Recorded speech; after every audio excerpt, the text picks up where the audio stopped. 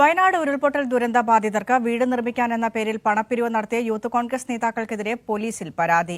Youth Congress സംസ്ഥാന president Rahul Mamkootathil, Abin Varkey ഉൾപ്പെടെ 7 vice പ്രസിഡന്റുമാർ എന്നിവർക്കെതിരെയാണ് അഭിഭാഷകയായ ടി.ആർ. ലക്ഷ്മി കൊച്ചി സെൻട്രൽ പോലീസിൽ പരാതി നൽകിയത്. താൻ ഉൾപ്പെടെയുള്ള പൊതുജനങ്ങളെ മനഃപൂർവ്വം പറഞ്ഞു പറ്റിച്ച് പണം സമാഹരിച്ച് അന്യായമായ ലാഭമുണ്ടാക്കിയവർക്കെതിരെ നടപടിയെടുക്കണമെന്നാണ് പരാതിയിലെ ആവശ്യം. ചൂരൽമല മുണ്ടക്കൈ ദുരന്തബാധിതർക്കായി സംസ്ഥാനതലത്തിൽ 2.80 കോടി രൂപയും സ്പോൺസർഷിപ്പ് തുകയും ശേഖരിച്ച് 30 വീടുകൾ നിർമ്മിക്കുമെന്നായിരുന്നു യൂത്ത് കോൺഗ്രസിന്റെ പ്രഖ്യാപനം. ഇതിന്റെ ഭാഗമായി ഓരോ നിയോജകമണ്ഡലത്തിൽ നിന്നും 2 ലക്ഷം രൂപ വീതം ശേഖരിക്കുകയും ചെയ്തു. പക്ഷേ ഒരു വീട് പോലും നിർമ്മിച്ചതായി കാണുന്നില്ലെന്നും താൻ ഉൾപ്പെടെയുള്ള പൊതുജനങ്ങളെ മനഃപൂർവ്വം പറഞ്ഞു പറ്റിച്ചും പണം സമാഹരിച്ചും അന്യായമായ ലാഭമുണ്ടാക്കിയ യൂത്ത് കോൺഗ്രസ് പ്രസിഡന്റ്, വൈസ് പ്രസിഡന്റുമാർ ഉൾപ്പെടെയുള്ള നേതാക്കൾക്കെതിരെ ക്രിമിനൽ കേസ് രജിസ്റ്റർ ചെയ്ത് വിശദമായ അന്വേഷണം നടത്തണമെന്നാണ് കോലഞ്ചേരി സ്വദേശിനിയും അഭിഭാഷകയുമായ ടി.ആർ. ലക്ഷ്മി നൽകിയ പരാതിയിൽ പറയുന്നത്. ഇത് ശരിക്കും നമ്മൾ നിയമപരമായി പറയുകയാണെന്ന് വെച്ച് കഴിഞ്ഞാൽ ചീറ്റിംഗ് ആണ്.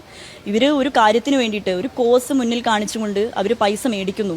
എന്നിട്ട് ഇത് അവർ തരുന്നൊരു വാഗ്ദാനം ഉണ്ടല്ലോ, ഇത്ര പേർക്ക് വീട് പണിഞ്ഞു കൊടുക്കും. ആ വാഗ്ദാനവുമായി ബന്ധപ്പെട്ട് യാതൊരു വിധത്തിലുള്ള പ്രവർത്തനം അതിനുശേഷം നടക്കുന്നില്ല.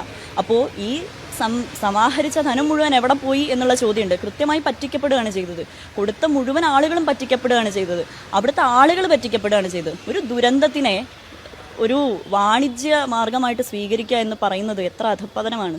88 ലക്ഷത്തോളം രൂപ പിരിച്ചെടുത്തതായാണ് ഔദ്യോഗിക വിവരമെങ്കിലും ഈ ഫണ്ട് ഉപയോഗിച്ചത് എങ്ങനെയെന്നത് സംബന്ധിച്ചുള്ള വിശദാംശങ്ങൾ ഇതുവരെ പുറത്തു വന്നിട്ടില്ല.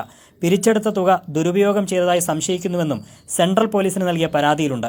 യൂത്ത് കോൺഗ്രസ് പഠന ക്യാമ്പിൽ വിമർശനം ഉയർന്നതോടെയാണ് സംഭവം പുറത്തറിഞ്ഞത്.